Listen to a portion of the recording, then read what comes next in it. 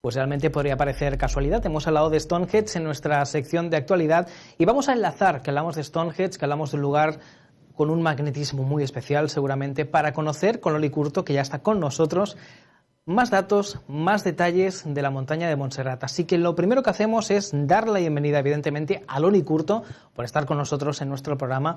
Y Loli, yo creo que lo primero que deberíamos hacer es hablar concretamente de la zona de Montserrat, de ese magnetismo especial, porque ahí, evidentemente, hay algo que escapa un poquito de nuestro entendimiento. Sí, exactamente. No solo en esa zona, en muchos lugares del mundo acontecen fenómenos muy similares y está relacionado efectivamente con las líneas telúricas. ¿Qué son las líneas telúricas? Pues son cuadrículas de energía, o sea, líneas que van de norte a sur y de este a oeste y formando cuadrículas alrededor de la Tierra, y esas líneas arrancan desde el interior de la Tierra y a veces tienen un impacto hasta 3.000 metros de altura.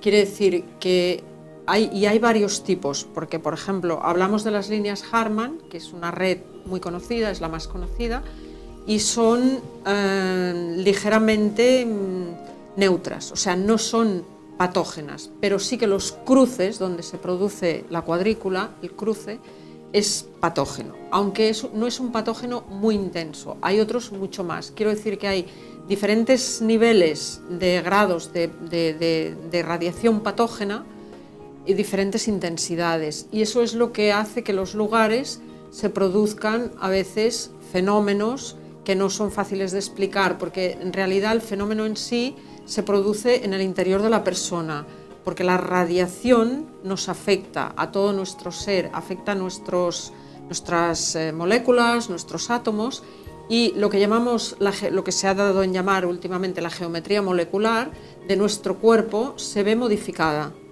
por el impacto de esa radiación que emiten esas líneas telúricas de la Tierra, que son muy diferentes. Hemos dicho las Hartmann, están las Curry. La cuadrícula Hartmann es, como he dicho, de norte a sur y de este a oeste, y la cuadrícula Curry es de noreste, sudeste y de noroeste, sudoeste, esta de aquí.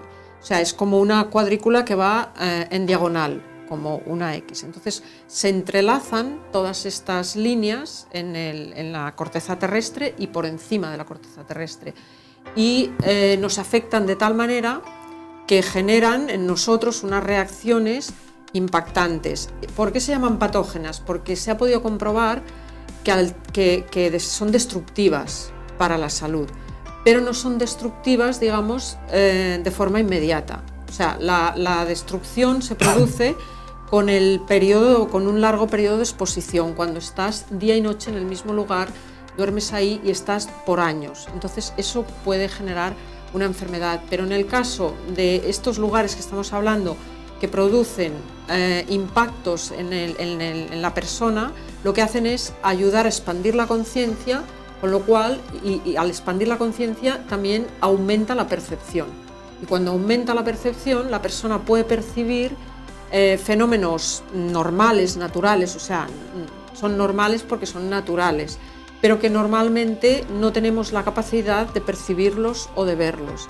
Y con este incremento de la radiación, pues podemos expandir nuestra conciencia y percibir ese tipo de fenómenos. Esa es la explicación más o menos científica de estos temas.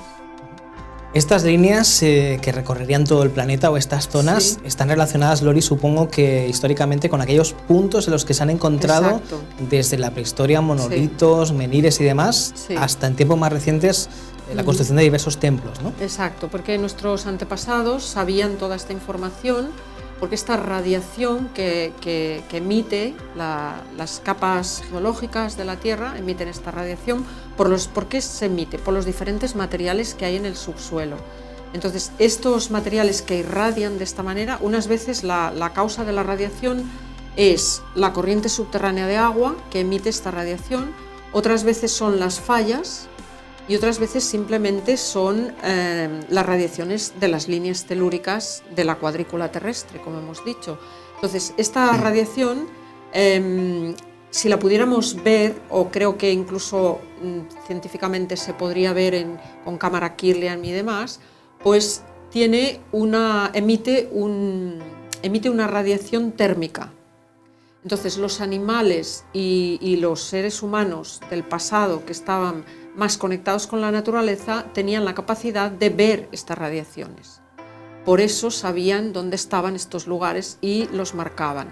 Los marcaban y no solo eran puntos de peregrinación, o sea, todos los puntos estaban muy vinculados a las religiones y a la espiritualidad. ¿Por qué? Pues porque es en los lugares donde se puede producir un fenómeno espiritual, propiamente dicho, o sea, donde podemos acceder a una visión profunda de un aspecto del universo que a lo mejor desconocemos, o incluso donde se podía conectar con las estructuras de las personas, las estructuras electromagnéticas que permanecen en el espacio, por decirlo de alguna manera, de las personas que han muerto, porque al momento de morir no se desintegra la totalidad de nuestro ser, entonces la parte etérica se mantiene y esa parte se mantiene por un tiempo. Entonces nosotros no podemos, estamos separados por dos mundos vibracionales, pero hay unos momentos en el año y hay unos lugares donde esas conexiones se hacen a través de lo que se llaman puertas, porque son, hemos hablado de los circuitos, pero luego hay que entender que los circuitos energéticos tienen puntos concretos que se llaman puertas, por donde la energía entra y sale.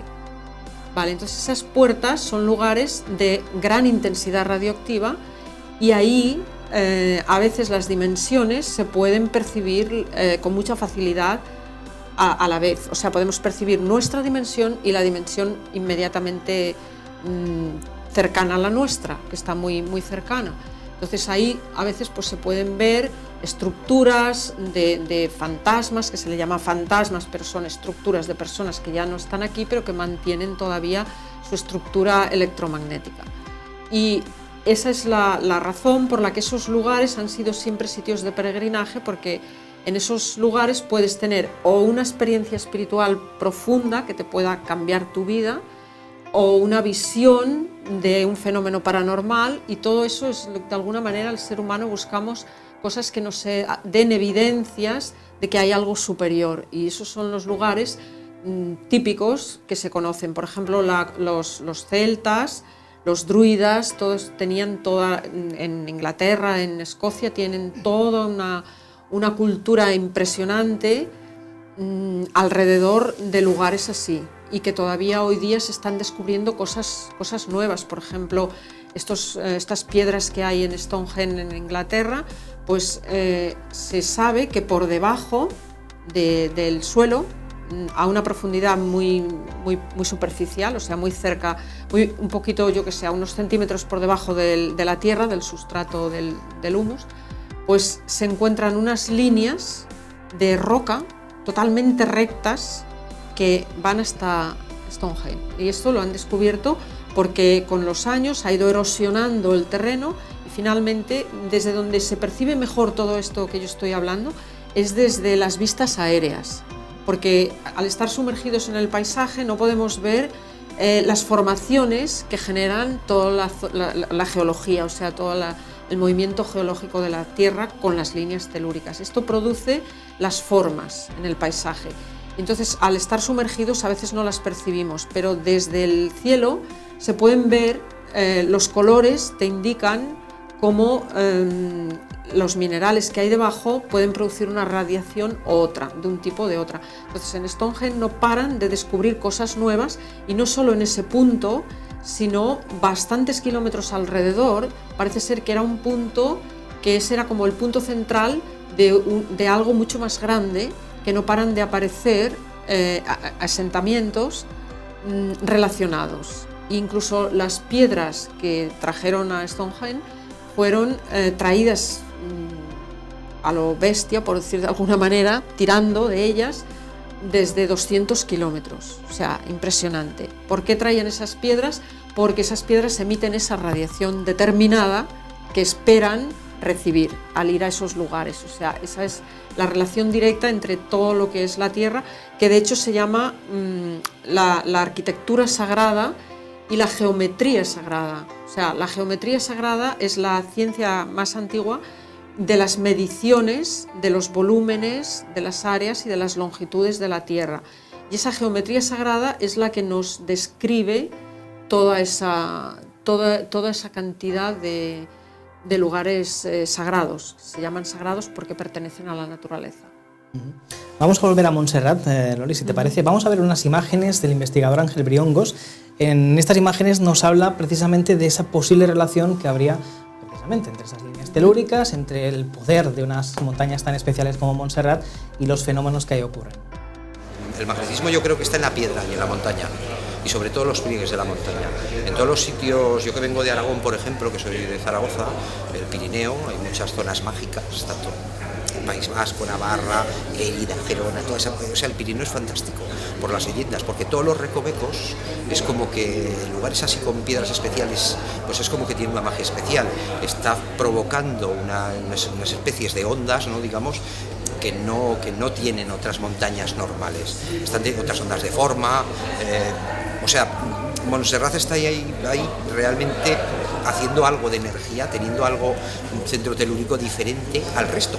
Por eso es Montserrat, por eso es de esa manera, ¿no? Entonces yo creo que es algo que la naturaleza, es algo de la propia naturaleza que te lo ofrece, y que simplemente los seres vivos, no nosotros humanos, sino los animales, y nosotros por extensión ya podemos hablar de esto, de que realmente pues es algo mágico, ¿no?, de que hay algo que es especial, y a lo mejor son esas fuerzas telúricas que en diferentes puntos del planeta conectamos mejor, y por eso pues los animales no tienen ese problema, pero a nosotros sí nos cuesta. Entonces, en lugares que son especiales parece que nos fijamos y nos damos cuenta. Probablemente un pájaro o un animal que pase por allí se esté dando cuenta de ese momento como si fuera un chamán, ¿no? Y entonces esté absorbiendo esa energía, pero porque es su naturaleza, y nosotros hemos perdido ya eso, esa intuición, esa manera de ver la naturaleza y sentirla. Entonces, creo que cuando estábamos en las cuevas, aquí se seguía viniendo, por supuesto, se seguía pintando en todos los lugares sagrados, pinturas rupestres, también con representaciones antropomorfas, de objetos, de cosas que desconoce, sueños, de fantasmas incluso, que se llega a hablar en las propias pinturas. Pues bueno, podríamos estar hablando de que tanto este lugar como otros así, con esos pliegues de la montaña, te está haciendo unas energías especiales telúricas, que en casos de chamanismo o de iniciación en ritos tipo ayahuasca o tipo peyote, son unos lugares muy fuertes y muy mágicos para aquellos que quieran hacer un trabajo interno de recuperación o de enseñanza, algo que vaya bien para su propio ser, ¿no?, y para las personas de su entorno. Entonces, los lugares así, tipo Montserrat, donde hay pliegues de montañas y demás, son lugares energéticos especiales, y Montserrat pues es uno de los que se lleva la palma, evidentemente. Los pliegues que hay, la forma que tiene, esa energía no la tiene otro sitio. Son puntos en concreto, pero un lugar tan grande y tan fuerte como ese, donde hay tanto pliegue, ¿verdad?, no se encuentra fácilmente. Entonces, es un sitio mágico. Montserrat es un sitio mágico. Bueno, pues Loli, una zona como Montserrat, sí hay diversos puntos, como has comentado antes, del planeta que tienen ese poder de transformarnos, ¿no? Porque en esencia básicamente es eso. Concretamente, la zona de Montserrat, la montaña en sí, tiene mucho, es una de esas zonas de poder concentrado, no sé si de varias líneas telúricas o por sí la zona.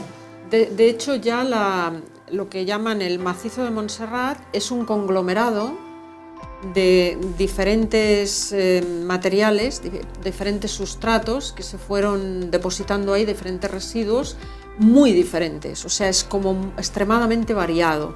¿Por qué? Porque parece ser que esa zona, ahí todo el Vallés y todo el área que hay yendo hacia Tarragona, toda esta zona, era la desembocadura de un río gigante que hubo hace 40 millones de años.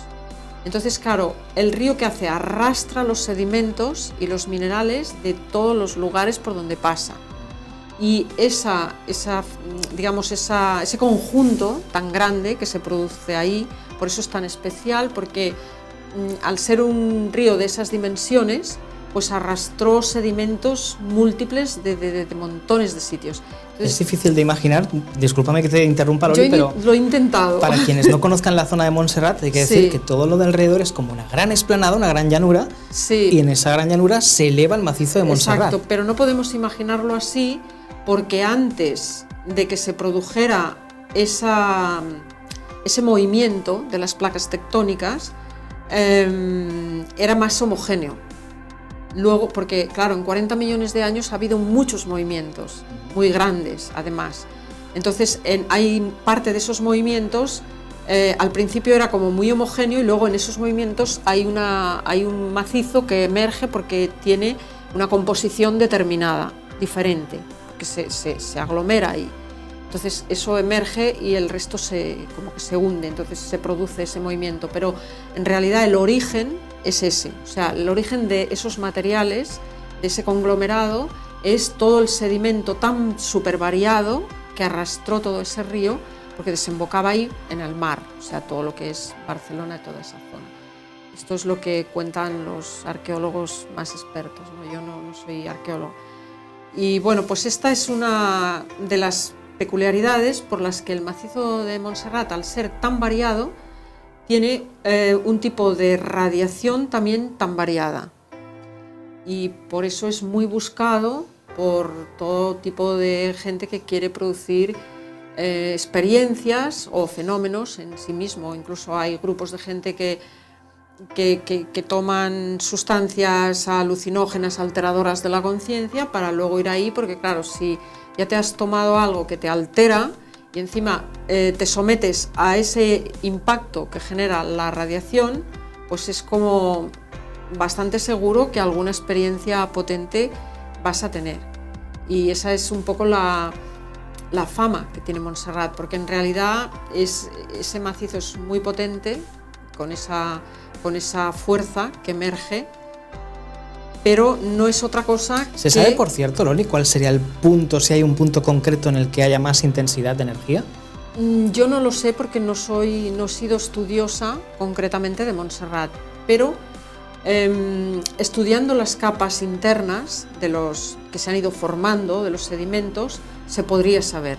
No yo, porque no me dedico exactamente a eso, pero se podría saber. Por ejemplo, voy a poner un ejemplo práctico. Cuando por debajo del suelo tenemos hierro, por ejemplo, es un mineral que hay mucho en la Tierra y hay zonas donde se concentra más hierro que en otras. Entonces, el hierro, que se considera fundido, porque no es el hierro que utilizamos, sino es el hierro en estado más diluido, pues este hierro fundido, sabemos todos que el hierro es conductor de la electricidad y que la Tierra tiene un campo eléctrico y electromagnético, pero que hay una parte que es eléctrica. Bueno, pues por donde haya una falla o un sustrato que haya una veta de hierro en gran intensidad, sabemos que en el exterior va a haber una radiación muy intensa, porque además se le va a incorporar el fenómeno electricidad. O sea, no solo va a ser la parte magnética, sino la parte eléctrica. Entonces, ahí en ese punto, pues estoy segura que hay altísima concentración, que incluso a lo mejor muchas personas no lo resistirían, esa intensidad. Y para otras les es beneficioso para impulsarse a lo que hemos dicho, a una expansión de la conciencia. Entonces, yo no lo tengo localizado porque no es una zona que haya visitado mucho, me han interesado otras zonas, pero estoy totalmente segura que sería posible detectar esos puntos. O sea, si nos pusiéramos si un día quieres, nos ponemos. De eso precisamente sabes mucho, de puntos, de zonas en los que la salud nos pueda afectar. Exacto, esa es mi especialidad. Creo que ese es un tema que para otro día, Loli, vamos a ampliarlo un poco más. Sí. Para terminar, y ya que en el programa nos hemos dedicado mucho hoy a hablar del día 11, a hablar de esas luces, etcétera, en tu opinión, ¿cuál sería entonces, según todo lo que nos has ido comentando, lo que podría de alguna forma ser el catalizador de que los días 11, antes comentábamos fuera de antena que la fecha quizá no sería tan importante, pero ¿por qué ese día sería cuando se concentran más avistamientos, según dicen, de ovnis por la zona? A ver, yo no desconozco la fecha esta del día 11, pero sí que es cierto que como estamos hablando todo el rato que todo esto lo produce la naturaleza, estamos siempre hablando de la naturaleza, pues es cierto que los ciclos de la naturaleza, que son más expansivos o más contractivos, también a nivel de radiación, a nivel de dimensiones, a nivel de conciencia, esto haría posible, o sea, hay unos días determinados en que las dimensiones están como más cercanas y días en que está más lejana, porque tiene que ver con los ciclos de la luna, del sol y de las estaciones. Entonces sí que es cierto que yo estoy de acuerdo en que debe haber unos días puntualmente superiores. Yo no sabría decir cuál es, porque no me he dedicado a investigarlo, pero por ejemplo, para dar un ejemplo gráfico y que todos lo entendamos, tenemos nuestro 1 de noviembre, que es el Día de Todos los Santos, que es un día que coincide con que el ciclo se acerca muchísimo, hay dos dimensiones que se tocan y por eso podemos comunicar con nuestros antepasados, porque están las dos dimensiones muy cercanas. Es el día perfecto de todo el año en que vamos al cementerio. ¿Por qué? Porque estamos muy cerca, a nivel de que las dimensiones ese día se tocan. Y eso sucede montones de veces más a lo largo del año. Por eso no sé esa fecha cómo ha sido elegida, pero probablemente tenga que ver con un ciclo expansivo o contractivo de la energía de la naturaleza. Yo estoy bastante segura. Convencida. Sí. Bueno, pues Loli Curto con nosotros en esta cuarta temporada de Sombras en la Noche, con quien vamos a hablar de muchos temas, evidentemente, y con quien también vamos a aprender mucho. Yo creo que eso es lo importante, Loli. Mutuamente, espero. Que nos des puntos de vista diferentes, ¿no?, a lo que habitualmente, sobre todo en el mundo del misterio, pues se ha ido comentando, ¿no? Tú traes una visión posiblemente de algunos fenómenos que nos va a hacer ver las cosas desde otro punto de vista. Bueno, me he pasado muchos años investigando e intento corroborar todos los fenómenos, ver una base y una coherencia y por qué se producen, más que conformarme con las teorías. O sea, soy más de experimentación y de investigación. Entonces, bueno, como llevo muchos años, pues ya empiezo a tener un poco de cosecha propia, ¿no?, de lo que llamamos la cosecha. Muy bien, y pues bueno, cosecha que nos vamos a traer que me gustaría compartir. al Sombras. Exacto. Estupendo. Muy bien. Loli Curto, muchas gracias. Gracias a vosotros. Hasta la próxima. Hasta la próxima.